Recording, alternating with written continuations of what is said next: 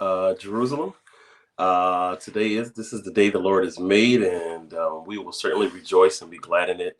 So grateful for a new day, and for the worship that we had on yesterday as we kicked off the first Sunday in the new year, celebrating the Lord's Supper, and in the midst of our fast. So what I've committed is to doing uh, this encouragement devotional video each day as we go through the fast. And it's so important to take time to really be with the Lord. And I thoroughly have been blessed personally um, as we go through this, and pray that today will be fruitful for you. So we start off day one, wanting God to be our treasure, loving God with our hearts. And then day two, loving yourself well in 2022, a goal and desire of mine.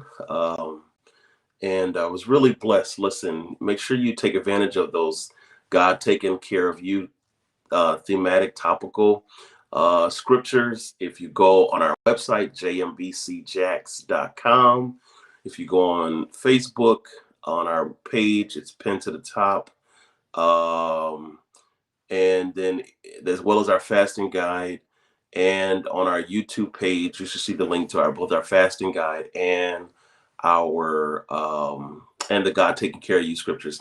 Now, when you go to the website, we have a tab called blog, and that's where you will find all of those things. And so as we go into the future, anything we add to the web page um, will be that way. All right. So listen, today is loving others well.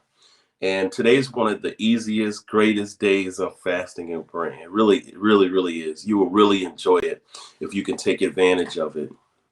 Um, so loving others well, of course, that's the second greatest commandment. Love your neighbor as you love yourself. Um, and then Paul says in Timothy, I don't have it on our scripture, but just take it from me. He says that prayer should be made for all people, those in authority, everybody. So one of the great exercises that I have often enjoyed in fasting, and I enjoy as a rhythm, is especially for our members, praying for people, everybody. If you could just take time to lift up people's name before the Lord today, you have done well.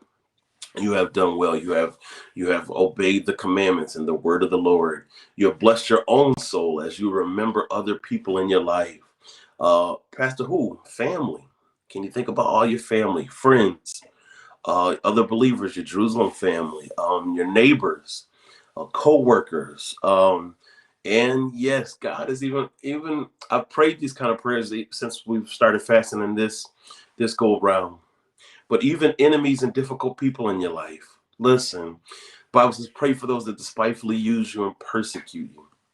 And so, pray for people. Pray for interactions that are difficult. Pray for interactions that are good. But it's really a fruitful time to really think about all the people. I had a cousin on yesterday. She just had a birthday. I had a member who told me their birthday was this week, and so it's just taking time to just pray and lift names up today. However the Lord may lead you. Also today, praying that the Lord gives you a loving heart and makes your heart sensitive and responsive to the needs of others. Yeah, I care about me well. It's easy to make me priority. It's easy to put myself um, in priority. And so sometimes a muscle that we have to pray about and we have to work is learning to love others well. Sometimes we love our circle well, we love our children well, we love our closest friends and loved ones well, but it's learning to love our neighbor well. Jesus tells the parable, and I'm not going to be on here long. Try to get it done in the next 2-3 minutes. He says there was a man laying by the road, a priest saw him, a Levite saw him, and then a Samaritan saw him who was considered an enemy, or a relationship in intention. He says the Samaritan, the very one you least think would do it, literally goes, picks up the man, carries him, takes him to an inn, pays for his treatment, and he says if anything else is owed, he says I'll cover that when I come back in a couple of days.